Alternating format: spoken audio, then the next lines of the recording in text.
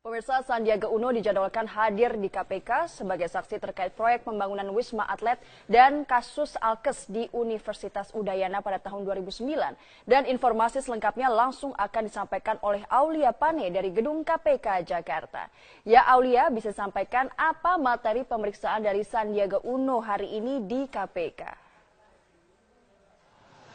Ya, Ajeng, hari ini Sandiaga Uno diperiksa oleh penyidik KPK ini sebagai saksi untuk tersangka Dudung Purwadi yang merupakan Direktur Utama dari PT Duta Graha Indah. Dan untuk Sandiaga Uno sendiri ini diperiksa dalam kapasitasnya sebagai pengusaha yang juga pernah menjabat sebagai komisaris di PT Duta Graha Indah.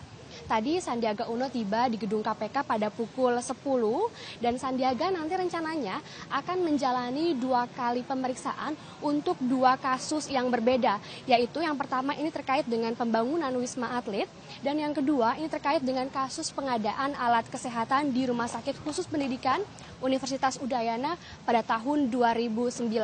Dan penyidikan terhadap Sandiaga ataupun pemeriksaan maksud kami terhadap Sandiaga Uno ini terkait dengan penyidikan yang dilakukan oleh KPK sejak beberapa tahun yang lalu terhadap sejumlah proyek ini yang digarap oleh PT Permai Group. Karena Permai Group ini merupakan grup usaha milik mantan Bendahara Umum Partai Demokrat, ya, ini adalah Muhammad Nazarudin. Dan saat ini PT Duta Graha Indah ini telah berganti nama, ini menjadi PT Nusa Konstruksi Engineering, dan Sandiaga juga sebelumnya ini sudah pernah menjalani pemeriksaan oleh KPK pada tahun 2013 lalu untuk tersangka Muhammad Nazarudin. Karena memang untuk PT DGI ini sebelumnya juga sudah pernah memenangkan sejumlah proyek dari proyek pemerintah. Ajeng. Bagaimanakah Sandiaga Uno sendiri menanggapi pemeriksaan dirinya sebagai saksi atas kasus ini?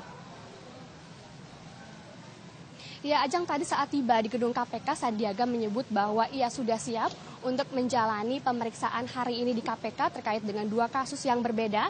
Dan Sandiaga juga menyebut bahwa ia akan memberikan keterangan yang sejelas-jelasnya terhadap KPK terkait dengan kasus ini. Namun ia tadi menyebut bahwa ia sama sekali tidak terlibat dalam kasus ini. Dan tadi juga kami sempat mengkonfirmasi, Ajeng, terkait dengan Muhammad Nazarudin dalam kasus ini. Namun tadi Sandiaga menyebut dalam pernyataannya bahwa ia sama sekali tidak pernah mengenal mantan Bendahara Umum Partai Demokrat Muhammad Nazarudin. Dan berikut kita dengarkan keterangan selengkapnya dari Sandiaga Uno. Jadi ada 2 pemeriksaan, 1 jam 10 dan 1 jam 1 siang nanti. Dan saya meyakini bahwa dalam kedua kasus itu saya tidak terlibat. Untuk itu saya akan memberikan klarifikasi secara menyeluruh kepada KPK hari ini.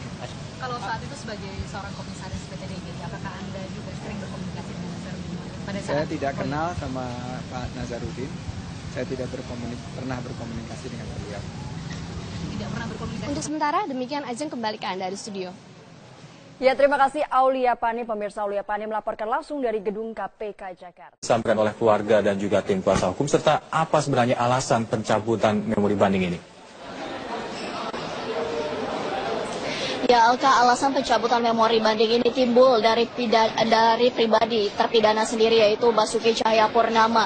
Melalui Veronica Tan, istri Ahok, Ahok menyampaikan bahwa ia menerima keputusan majelis hakim yang menjeratnya dengan vonis 2 tahun penjara dalam kasus penodaan agama ini. Ahok juga menginginkan agar tidak ada lagi unjuk rasa terkait dengan pembebasan ia sebagai tahanan. Dan ini semua agar tidak menimbulkan kemacetan dan juga kerugian ekonomi negara. Begitu alasan Ahok dalam pencabutan memori banding ini. Tadi istri Ahok, Veronica Tan, membacakan surat yang ditulis langsung oleh Basuki Cahayapurnama dalam rumah tahanan Depok yang disampaikan Veronica Tan ini dalam konferensi pers hari ini. Untuk lebih lengkapnya berikut adalah Veronica Tan yang membacakan surat dari Basuki Cahayapurnama dari dalam tahanan. Sejahtera buat kita semua. Pada saat kami sebagai keluarga memutuskan untuk tidak banding, Bapak meminta saya untuk membacakan surat ini kepada semua. Rumah Tahanan Depok, Minggu 21 Mei 2017. kepada para relawan dan pendukung Ahok yang saya cintai, semua mereka yang telah menjalankan proses demokrasi dimanapun berada. Saya telah banyak berpikir tentang kejadian yang saya alami. Saya mau berterima kasih kepada saudara-saudara yang terus mendukung saya dalam doa. Kiriman bunga, makanan,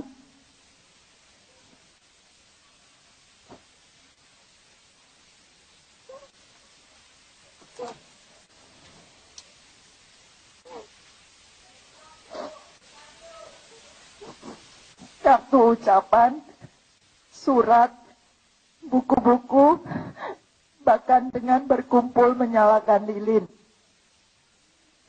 Saya tahu tidak mudah bagi saudara menerima kenyataan seperti ini, apalagi saya.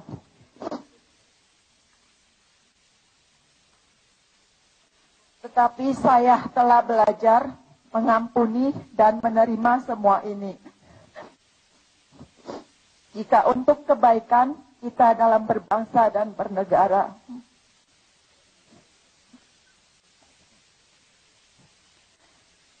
Alangkah ruginya warga DKI dari sisi kemacetan dan kerugian ekonomi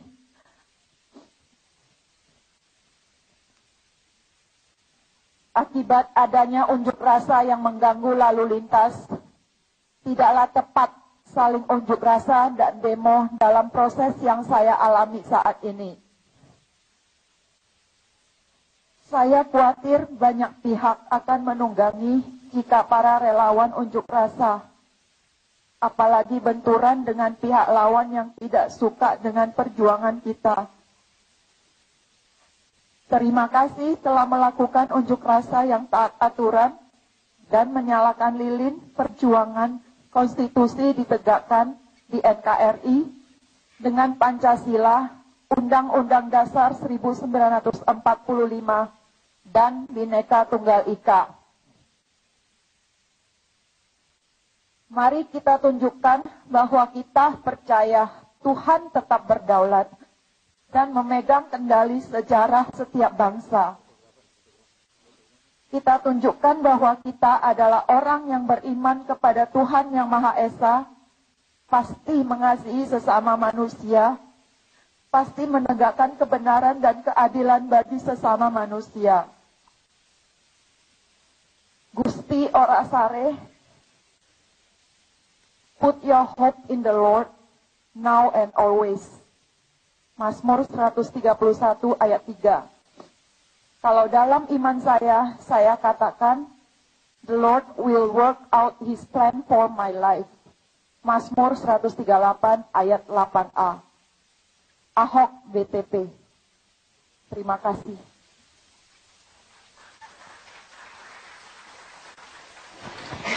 Alka Veronica Tan tadi mengatakan bahwa langkah selanjutnya yang akan diambil pihak keluarga adalah dengan mendukung penuh Basuki Cahayapurnama dalam menjalankan masa tahanannya. Demikian Alka. Baik, Sari Saria melaporkan langsung dari kawasan Cikini, Jakarta Pusat. Terima kasih laporan Anda. Ya, pemirsa, kami akan segera kembali untuk Anda dengan informasi-informasi lainnya. Di antaranya pengesahan revisi Undang-Undang Penyelenggaraan Pemilu diprediksi kembali akan molor dari target akhir Mei 2017 ini. Karena hingga kini masih banyak isu krusial yang belum juga disepakati. Tetaplah bersama kami.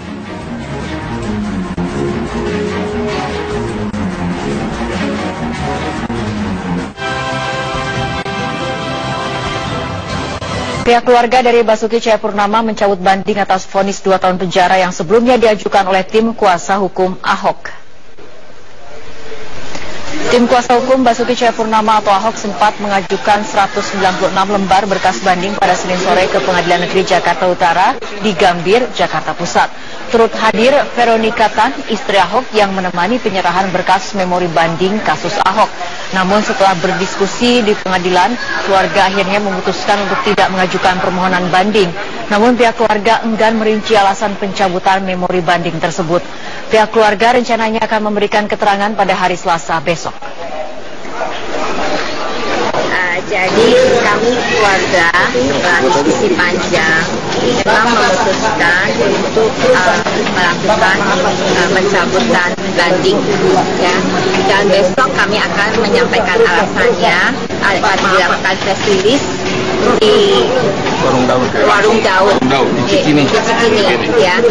Jadi jam 12, ya. Didahului dengan makan siang, kemudian kami akan berikan press release-nya menceritakan alasan kenapa keluarga. Kunjungan kerja dari Arab Saudi, Presiden Joko Widodo langsung menyambut kedatangan Raja Swedia Carl Gustaf ke-16 di Istana Kepresidenan Bogor, Jawa Barat. Kunjungan kenegaraan pertama kali ini membahas sejumlah kerjasama. Selengkapnya akan disampaikan oleh Eko Prima langsung dari Istana Bogor, Jawa Barat. Eko, apa saja poin-poin kerjasama yang dibahas dalam pertemuan ini?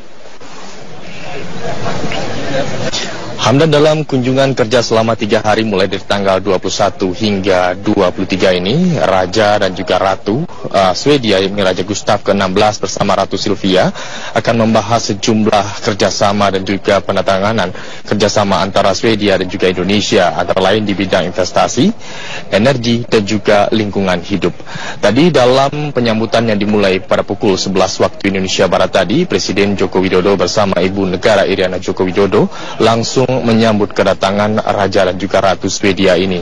Sejumlah rangkaian acara dipersiapkan mulai dari arak-arakan pawai budaya yang dimulai dari pintu masuk gerbang Istana Bogor, dilanjutkan dengan upacara penyambutan sekaligus juga dengan dentuman 21 meriam sebagai tanda penghormatan kepada tamu negara. Ini merupakan kunjungan pertama Raja Gustaf atau khususnya pemerintahan Swedia ke Indonesia, dan dalam kunjungan kali ini memang ada sejumlah kerjasama yang dibahas, di mana Swedia sendiri diwakili oleh Menteri Infrastrukturnya, sekaligus juga ada sejumlah delegasi bisnis dari 31 perusahaan maksud kami dengan omset sebesar 330 miliar US dollar. Dan dalam kunjungan pertama Raja Swedia diharapkan sebagai batu loncatan untuk mempererat kerjasama antara Indonesia dan juga Swedia. Dan dalam kerjasama ini ada beberapa yang nantinya akan dibahas mulai antara pemerintah, otoritas, universitas, dan juga industri, baik itu dalam hal promosi penelitian dan juga inovasi. Kemudian juga nanti akan ada kerjasama atau MOU antara alumni atau pelajar Indonesia yang berada di Swedia dengan perusahaan Swedia dalam hal program kerja dan juga peningkatan lapangan pekerjaan. Dan nantinya pada hari kedua, Raja juga akan berpartisipasi dalam acara hackathon yang untuk menemukan solusi konkret, antara lain mengenai solusi lalu lintas Jakarta. Nantinya akan langsung didampingi oleh PLT Gubernur DKI Jakarta Jarod Saifullah. Dan acara ini nanti akan berlangsung di Museum Kota Tua Jakarta. Nantinya di hari ketiga, Raja juga akan berkunjung ke Jawa Barat, khususnya di Bandung, Jawa Barat, dan akan disambut langsung oleh Gubernur sekaligus juga Wali Kota Bandung, sekaligus juga melihat sejumlah proyek infrastruktur yang tengah berjalan di sana. Dan saat ini masih berlangsung antar pertemuan dua kepala negara antara Presiden Joko Widodo dan juga Raja Gustaf ke-16. Dan nantinya kami Media akan mendapatkan apa perjanjian kerjasama yang nantinya telah disepakati atau ada tambahan perjanjian kerjasama antara kedua negara Indonesia dan juga Swedia. Hamdan. Baik, Eko Prima melaporkan langsung dari Istana Bogor, Jawa Barat. Terima kasih, selamat bertugas kembali. Dengan memutuskan penghentian pencarian korban terbakarnya KM Mutiara Sentosa 1 di perairan Masa Lembu pada pukul 3 sore hari ini. Basarnas telah mengevakuasi 192 korban selamat dan 5 korban tewas ke Pelabuhan Tanjung Perak, Surabaya. Pencarian korban di hari ketiga pasca kejadian terbakarnya kapal Mutiara Sentosa 1. Tim SAR gabungan hanya menemukan skoci kosong yang saat ini sudah diserahkan kepada posko SAR yang ada di Masa Lembu. Selain banyaknya korban yang telah dievakuasi, hal tersebut menjadi dasar keputusan penghentian pencarian korban. Dari hasil pantauan kita, KN Sadewa menemukan aircraft pada posisi kosong, tidak ada person di dalamnya. Mungkin ada korban yang tertinggal terjebak di dalam atau tidak ada. Saya sempat ngomong sama nakoda kapal bahwa penumpang sudah diarahkan ke atas semua, sudah menggunakan life jacket semua, dan pada saat evakuasi saya orang yang paling terakhir Pak meninggalkan kapal. Meski proses pencarian dihentikan, namun tim SAR gabungan masih akan mendirikan posko untuk terus memantau situasi pasca kejadian. Basarnas telah mengevakuasi 192 korban selamat dan 5 korban tewas ke Pelabuhan Tanjung Perak, Surabaya. Selain dilakukan oleh tim SAR gabungan di Masa Lembu, 2 korban selamat yakni Minarsi dan Sinta dievakuasi oleh kapal pengangkut kontainer KM Meratus Makassar yang tengah melintas. Teriakan kedua korban yang mengalami patah tulang dan terombang-ambing di tengah lautan terdengar oleh salah satu anak buah kapal. Keduanya kemudian diserahkan pada tim SAR wilayah Kota Makassar dan segera dilarikan ke rumah sakit untuk mendapatkan perawatan. Hingga berita ini diturunkan, belum didapat keterangan resmi apakah jumlah korban yang ditemukan telah sesuai dengan data manifest jumlah penumpang kapal Mutiara Sentosa 1. Saat mencoba mencari konfirmasi dari PT ALP atau SIM Lampung Pelayaran selaku pemilik kapal, kantor dalam kondisi kosong dan tertutup. Dari papan pengumuman disebut PT ALP sudah pindah alamat. Tim Liputan Metro TV.